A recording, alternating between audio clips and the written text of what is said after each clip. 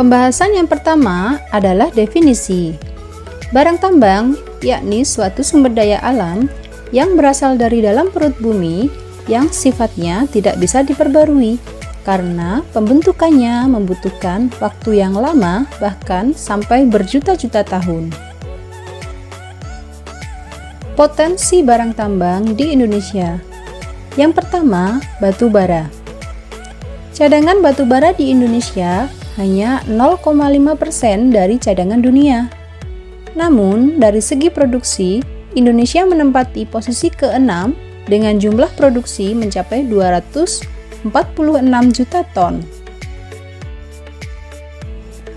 Potensi barang tambang yang kedua yaitu emas. Cadangan emas di Indonesia berkisar 2,3% dari cadangan emas dunia. Dengan cadangan sebesar ini, Indonesia menduduki peringkat ke-7 yang memiliki potensi emas terbesar di dunia. Sedangkan produksi emas Indonesia sekitar 6,7% dari produksi emas dunia dan menduduki peringkat ke-6 di dunia. Potensi barang tambang yang ketiga adalah tembaga. Cadangan tembaga di Indonesia sekitar 4,1% dari cadangan tembaga dunia dan merupakan peringkat ke-7. Sedangkan dari sisi produksi adalah 10,4% dari produksi dunia dan merupakan peringkat kedua. Tembaga digunakan untuk kelistrikan, misalnya pembuatan kabel, kawat, transmisi, generator, motor listrik, dan sebagainya. Potensi barang tambang yang keempat adalah timah. Timah yang gambarnya bisa kalian lihat berikut, terbentuk sebagai endapan primer pada batuan granit.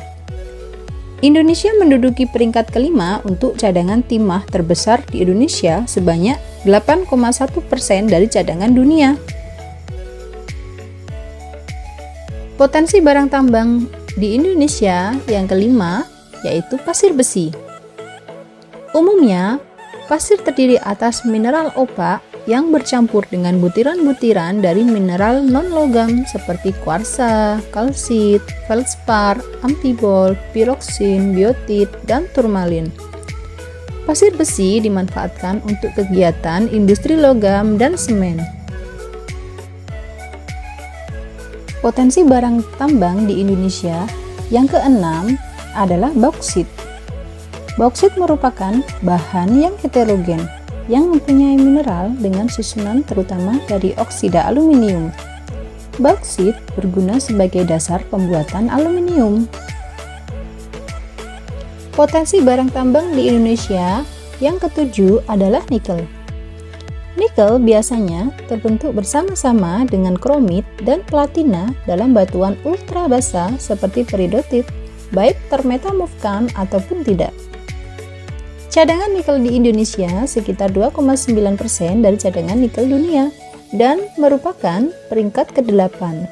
Sedangkan dari sisi produksi adalah 8,6% dan merupakan peringkat ke-4 dunia. Dari uraian penjelasan di atas, potensi barang tambang di Indonesia bisa kalian simak pada tabel berikut. Tembaga memiliki sumber daya sebanyak 66,20 juta ton, sedangkan cadangan 41,47 juta ton. Emas primer memiliki sumber daya sebesar 0,005 juta ton, sedangkan untuk cadangan 0,003 juta ton. Perak memiliki sumber daya 0,36 juta ton, sedangkan cadangan 0,011 juta ton. Biji nikel memiliki sumber daya 1.338,20 juta ton, sedangkan cadangan 627,80 juta ton.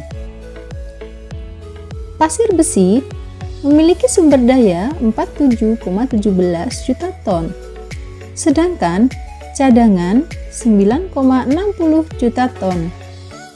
Bauksit memiliki sumber daya sebanyak 207,93 juta ton, sedangkan cadangan 23,94 juta ton. Timah memiliki sumber daya 0,62 juta ton, sedangkan cadangan 0,46 juta ton.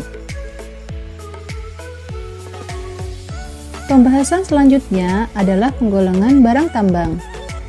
Penggolongan barang tambang menurut kepentingannya didasarkan pada Peraturan Pemerintah Nomor 25 Tahun 1964 tentang pembagian bahan galian. Ada 3 golongan.